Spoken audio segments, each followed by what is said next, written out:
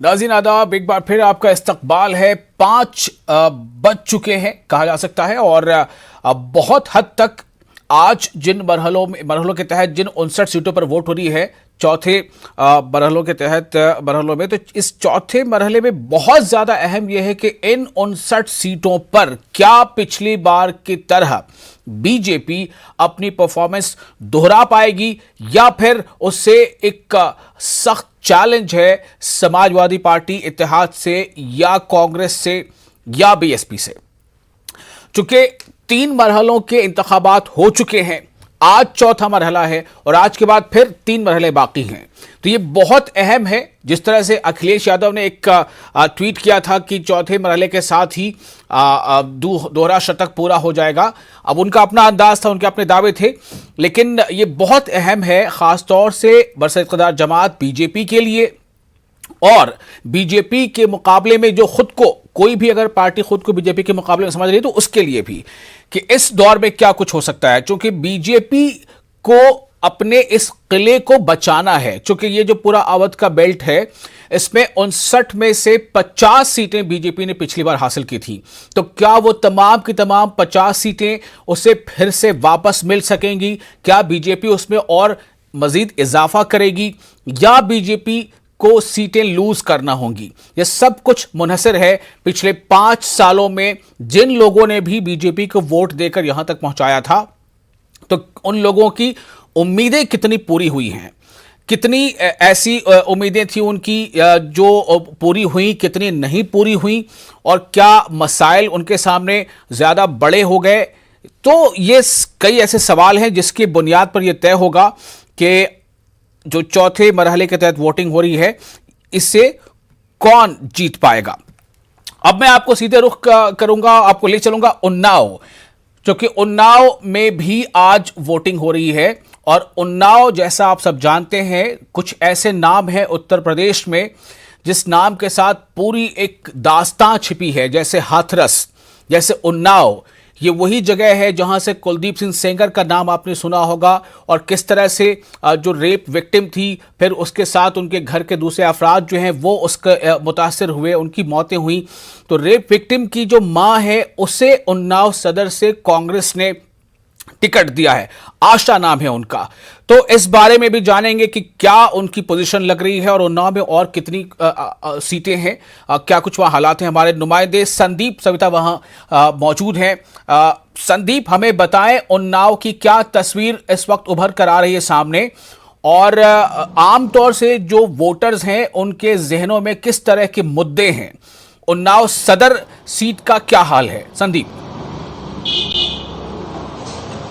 जी वैशाल, बिल्कुल जिस तरह से सुबह से यहाँ पर वोटिंग शुरू हुई, उन्नाव सदर विधानसभा की बात की जाए तो यहाँ से जिस तरह से यहाँ पर वोटिंग शुरू हुई तो कई बार यहाँ पर कई बूथों पर जो है वोटिंग रोकनी पड़ी क्योंकि यहाँ पर ईवीएम खराब हुई। लेकिन जिस तरह से यहाँ पर अगर मुकाबले की बात की जाए तो यहाँ पर जो मौजूदा विधायक हैं उनसे समाजवादी पार्टी के जो प्रत्याशी हैं उनका मुकाबला है। आस्था सिंह जो जिनको टिकट दिया है कांग्रेस ने, उनका मुकाबला कहीं होता नजर नहीं आ रहा है। हालांकि वो मैदान में है, कांग्रेस ने उन्हें टिकट दिया है। लेकिन जिस तरह से अन्य विधानसभा की बात की जाए, जो अन्य विधानसभाएं हैं, उन्नाव की 6 पूरी विधानसभा है, सभी जगह पर समाजवादी पार्टी और भाजपा की सीधी टक्कर दिखाई दे रही है। एक बार संदीप फिर से आपसे मैं चाहूंगा कि मुझे उन्नाव सदर सीट के बारे में थोड़ी और मालूमात दें ताकि हमारे नाजरीन इससे बखूबी वाकिफ हो सके कि वहां किस तरह की सिचुएशन है। आशा अपनी जीत को लेकर कितनी आशा है उन्हें या नहीं है? देखिए, आस्था जो इस तरह से मैदान में है, उनका साफ तौर से कहना है कि उन्हें न्याय जो मिलना चाहिए था वो उस तरह का भी न्याय मिल नहीं सका है, जिसको लेकर कांग्रेस पार्टी ने उनको यहां से मैदान में उतारा है। लेकिन जिस तरह से यहां की चुनावी जो मुकाबला है, जो लड़ाई है, उसमें वो शायद मजबूती से नजर नहीं आ रही है। जिस तरह से कांग्रेस ने उन्हें टिकट दिया है उस तरह की मजबूती नजर नहीं आ रही है। यहां से पंकज गुप्ता जो कि विधायक हैं उन्नाव सदर से, वो सपा के प्रत्याशी से सीधे उनकी टक्कर दिखाई दे रही है। तो इसलिए यहाँ पर अगर आस्था सिंह की बात की जाए तो वहाँ यहाँ पर उनका मुकाबला होता पंकज गुप्ता से दिखाई नहीं दे रहा है। लेकिन ये बताया जा रहा है कि यहाँ पर समाजवादी पार्टी और भाजपा की सीधी टक्कर है उन्नाव सदर में। वहीं बांगरमऊ, जहाँ से कुलदीप सिंह सेंगर विधायक थे और उसके बाद वो जब जेल चले गए तो वहाँ उपचुनाव हुआ, 2020 में जब वहाँ उपचुनाव हुआ तो वहाँ से बीजेपी के प्रत्याशी की जीत हुई और वहाँ पर बीजेपी के ही जो प्रत्याशी हैं वो मौजूदा विधायक हैं, लेकिन बदलू खां जो वहाँ के 2017 के जो है 2012 के जो विधायक थे, समाजवादी पार्टी ने उनको टिकट नहीं दिया है। उस समय कुलदीप सिंह सेंगर जो है भगवान नगर से विधायक थे, तो कहीं ना कहीं जो उस समय का बदलाव हुआ था और जो अब बदलाव है, तो समाजवादी पार्टी वहाँ पर कमजोर इसलिए पड़ी क्योंकि वहाँ पर जाने से जब पता चला कमजोर इसलिए पड़ी क्योंकि बदलू खां जो कि 2012 में विधायक थे, उन्हें टिकट ना देकर के टिकट बदल दिया गया, जिसको लेकर वहाँ पर नाराजगी भी दिखाई दी लोगों में। तो कहीं ना कहीं वहाँ पर भी समाजवादी पार्टी और भाजपा की टक्कर होती दिखाई दे रही है। जी विशाल जी, ये तो हो गया कि चुनाव कौन लड़े कौन ना लड़े, किसे टिकट मिले किसे ना मिले, लेकिन मैं ये जानना चाह रहा था कि मोटे तौर पे उन्नाव की जो जनता है, उन्नाव की जो आवाम है, उनके जहन में उनकी बातचीत में कौन कौन से मुद्दे ऐसे हैं जिन पर वो ज़्यादा फोकस कर रहे हैं? क्या समस्याओं का जिक्र उनके ज़ुबान पर है? मुद्दे क्या हैं? किन मुद्दों के इर्द गिर्द उन्होंने अपना मन बनाया है कि वोटिंग की है या वोट कर रहे हैं? संदीप, ये भी जानना चाहूँगा। साथ ही मैं बता दूं, अमित सिंह साहब हमारे साथ जुड़ चुके हैं, पॉलिटिकल एनालिस्ट। अमित सिंह साहब, आपका बहुत इस्तकबाल है। मैं एक जवाब ले लेता हूं जरा अपने नुमाइंदे संदीप से, फिर मैं आपसे भी बात करूंगा। जी संदीप। जी वैशाली, जिस तरह से यहाँ पर अगर मुद्दों की बात की जाए तो जब वोटिंग शुरू हुई तो लोगों से बात की गई, वहाँ जहाँ मतदाता जब वोट करने आए तो उनसे बात की गई, तो उनके साफ तौर से जो बेरोजगारी का मुद्दा उभर कर सामने आया, खास करके युवाओं में जो मुद्दा था वो बेरोजगारी था। जब किसानों से बात हुई, क्योंकि उन्नाव जो क्षेत्र है वो ग्रामीण अंचल का क्षेत्र है, यहाँ पर ग्रामीण इलाके ज़्यादा हैं, उसको लेकर किसानों से भी बात हुई तो कहीं ना कहीं उनमें नाराजगी दिखाई दे रही थी। वहीं जब महिलाओं से बात की, जो महिला मतदाता थी, तो उनका सुरक्षा को लेकर सवाल था। कुछ लोग संतुष्ट थे, कुछ लोग संतुष्ट नहीं थे, तो उसको लेकर भी एक मुद्दा बना था। जो मतदाताओं की जो अगर बात की जाए कि जो रोजमर्रा की चीज़ें हैं या जो उनको मिलनी चाहिए सुविधाएं, वही खास मुद्दे रहे हैं, चाहे वो सड़क, पानी और जो रास्ते हैं उनको लेकर वो अहम मुद्दे रहे हैं, और साथ ही महिला सुरक्षा का भी एक अहम मुद्दा रहा है। तो उन्नाव में ग्रामीण क्षेत्र होने के कारण जो है यहाँ के जो किसान हैं, किसानों की थोड़ी सी नाराजगी यहाँ पर जो है देखने को मिली जब वो मतदान करने आए। जी सर। तो क्या उन्नाव के किसानों को भी ये जो आवारा पशु हैं, आवारा जानवर हैं, उनसे जो समस्या वहाँ हो रही है, क्या उनके लिए भी ये एक मसला है वहाँ पर? जी बिल्कुल, जिस तरह से सुबह जब मुद्दों पर चर्चा हुई तो उनका साफ तौर से कहना था कि कहीं ना कहीं किसानों के साथ एक दोहरी मार ये पड़ती हुई दिखाई दे रही है कि जो आवारा पशु हैं उनकी फसल बर्बाद कर देते हैं, इसके कारण उन पर दोहरी मार पड़ती है, तो बड़ा नुकसान होता है। ये भी एक बड़ा जो है मुद्दा उभर कर सामने आया है किसानों की तरफ से, और इस पर उन्होंने नाराजगी भी जताई है, इस मुद्दे को भी उन्होंने उठाया है। जी चलिए संदीप, आप हमारे साथ बने रहें, अभी कई सवाल आपसे करने हैं हमें। मैं आपको बता दूं कि हमारे साथ प्रेम कुमार भी जुड़ चुके हैं, पॉलिटिकल एनालिस्ट। आप दोनों का बहुत इस्तकबाल है, अमित सिंह साहब और प्रेम कुमार जी। अमित सिंह साहब, 5 बज चुके हैं, कुछ मिनट्स आगे भी बढ़ गए हम लोग, लेकिन 3 बजे तक का जो आंकड़ा है वो आ रहा है 49%, 49% वोटिंग है 3 बजे तक, और एक ऐसा फेज है जो कह सकते हैं कि बीजेपी के लिए 2017 में ये किसी मजबूत किले से कम नहीं था, लेकिन 17 और 22 आते आते हालात कितने बदले हैं, और ये किला और मजबूत हो गया है, या फिर जो दूसरा अलायंस या इत्तेहाद है उसे लगता है कि ये किला अब उसके लिए जो है वो मजबूती का एक वजह बनेगा? अमित सिंह साहब।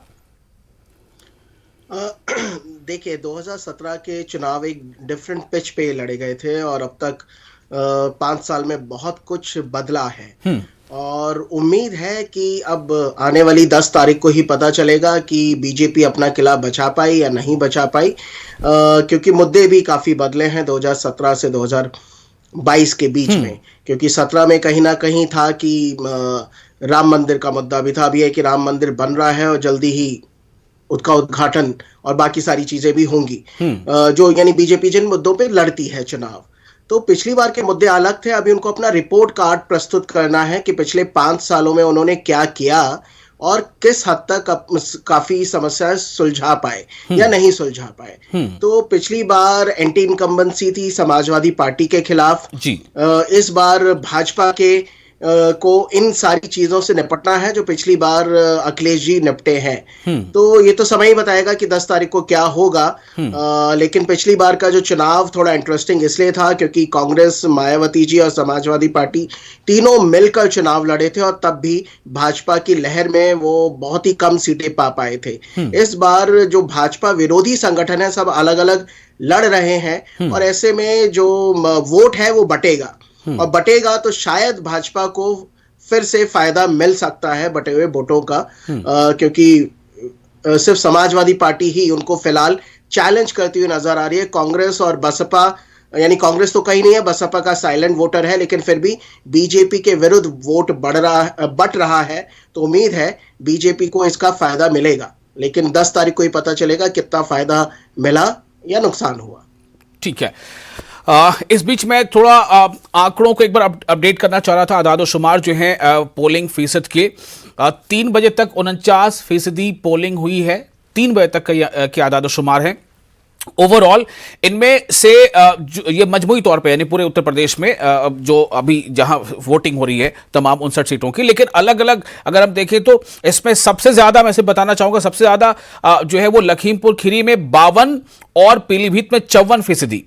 तो 52% में है फतेहपुर, लखीमपुर खीरी और पीलीभीत 54% सबसे ज्यादा। और इनमें जो सबसे कम है वो वोटिंग जो है वो ज्यादा कम हालांकि नहीं है, बट 46% है वो है हरदोई में। ये इतने का यानी कि 46 से लेकर के 52-54% तक है। एक तो ये बात हो गई। दूसरी बात ये है कि समाजवादी पार्टी ने एक इल्जाम लगाया है इस बीच, जो मैंने पहले बताया था, लेकिन जो कि एक अहम चीज थी इसलिए उसको बताना जरूरी है।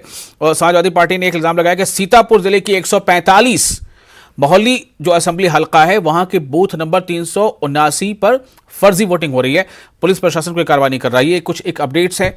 एक और अपडेट इसमें ये आ रहा है कि अखिलेश यादव ने गोंडा में कहा है कि बीजेपी जिस वक्त घबराती है इस तरह की एजेंसियों को सामने लाकर लोगों को जो है वो बेइज्जत करती है, झूठे मुकदमे लगाकर जेल भेजती है। बीजेपी कुछ लोग भी कर सकते हैं और किसी को भी ये इस तरह के हालात का सामना करना पड़ सकता है। ये कुछ अभी आज के एक बड़ी 1-2 वाकयात हैं उसके इर्द गिर्द ये बयान उनका लग रहा है। इसी बीच जो वजीर आजम का भी आज कुछ बयान आया है जो उन्होंने रैलियों में कहा है। उन्होंने फिर से एक बार जो खानदानी विरासत जो है सियासत में उसको फिर से एक बार टारगेट किया है और जाहिर सी बात है कि उसका निशाना सीधे तौर पर समाजवादी पार्टी भी बनती नजर आती है। तो ये चीजें हैं जो साथ ही साथ चल रही हैं। और प्रियंका गांधी जो कांग्रेस की तरफ से उन्होंने उनका एक ट्वीट बड़ा वायरल हो रहा है, यानी एक वायरल वीडियो को उन्होंने रीट्वीट किया है। उसमें यह दिखाया किस तरह से मुजफ्फरनगर में एक शख्स जो है वो पीटा और घसीटा जा रहा है। बताया जा रहा है कि उसका ताल्लुक समाज के किसी निचले तबके से है और जो पीटने या घसीटने या मारने वाले लोग हैं जो गर्दन में कपड़ा फंसा कर उसे खींच रहे हैं उनका ताल्लुक जो है समाज में अपर कास्ट समझे जाने वाले लोगों से है।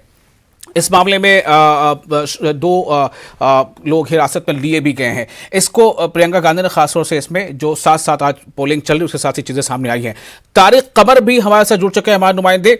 मैं सीधा तारिक कमर के पास थोड़ा सा प्रेम जी और अमित जी आपकी इजाजत से जाना चाहूंगा क्योंकि फील्ड से वो जुड़े हैं। तारिक कमर साहब, आप इस वक्त कहां पर हैं और किस तरह के हालात आप आसपास देख पा रहे हैं? 5:12 तकरीबन हो गए हैं। पोलिंग फीसदी वहां क्या है और क्या चीजें वहां पर ऐसी हैं जो आप हमारे नाज़रीन को बताना चाहते हैं? तारिक।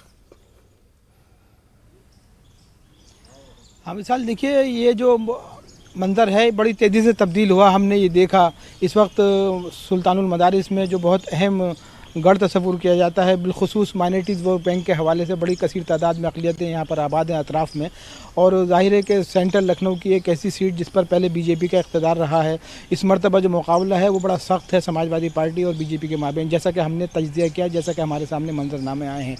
लेकिन देखिए बुनियादी बात यह है कि जो 12 बजे से लेकर और 4 बजे तक जिस अंदाज़ की पब्लिक सामने आई है, जिस अंदाज़ के लोग जोश व खरोश के साथ सामने आए हैं, उन्होंने ये बताने की कोशिश की है कि वो इस मरतबा अपने जमहूरी हक़ का पूरी तरह इस्तेमाल करना चाहते हैं। लेकिन ये भी देखा कि वो भीड़ बस सिर्फ 2-3 घंटे बड़ी शिद्दत के साथ आई और लोग बड़ी लंबी लंबी कतारों में हमें नज़र भी आए, मगर जो अब का मंजरनामा है वो कदरे मुख्तलिफ है। और देखिए अब जहाँ पर मेरे पीछे आप देख रहे हैं बिल्कुल सुनसान जगह है ये, लेकिन अभी से जब सिर्फ आधा घंटा पहले यहाँ पर बड़ी लंबी कतारें लोगों की लगी हुई थी और ये पूरा एरिया जो था ये ख़वातीन से और मर्दों से भरा हुआ था। लेकिन अब जो है सूरत हाल वो ये है कि एक एक दो लोग आ रहे हैं और आके बड़ी खामोशी से अपना वोट कर रहे हैं। तो देखिए जो एक बड़ा वक्त था वोटिंग का वो गुजर चुका है और ये सिर्फ अब लोग इसलिए आ रहे हैं कि 6 बजे तक का वक्त है, तो अपने जो भी लोग रह गए हैं वो एक एक दो चार करके तो तारिक क्या समझा जाए कि इस बूथ पर जहां आप मौजूद हैं, इस बूथ पर जितने भी वोट थे, क्या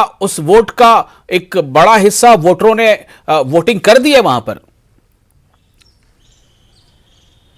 बड़ा अहम सवाल आपने किया विशाल, लेकिन इस सवाल के कई जाविये हैं। देखिए मैं बताऊं, एक तो ये कि कुछ घंटे तो ऐसा लगा कि वाकई पूरा लखनऊ जैसे इसी सेंटर पे उमड़ आया हो, लेकिन ये भी लोगों की शिकायतें हैं कि जिस अंदाज की सख्ती अब के बढ़ती गई है वो उससे पहले कभी नहीं देखी गई। लोगों ने ये शिकायतें भी की कि उनको ताख़ीर से वोट डालने के लिए बाकायदा तौर पर जैसे कोई एक मुनज़्ज़म तौर पर ऐसा किया जा रहा है कि उनके वोट डलवाने में ताख़ीर की जा रही हो। लेकिन ये तो बात इसलिए रद्द हो जाती है कि अब देखिए अगर वाकई ताख़ीर होती तो यहाँ पर ये मंजर ये ना होता जो इस वक्त नज़र आ रहा है। लेकिन साथ साथ लोगों ने ये भी कहा कि गैर मामूली सख्ती पुलिस ने भी की है और गैर मामूली तौर पर उनका साथ सलूक भी नारवा किया गया है। लेकिन ये इलेक्शन का एक प्रोसेस है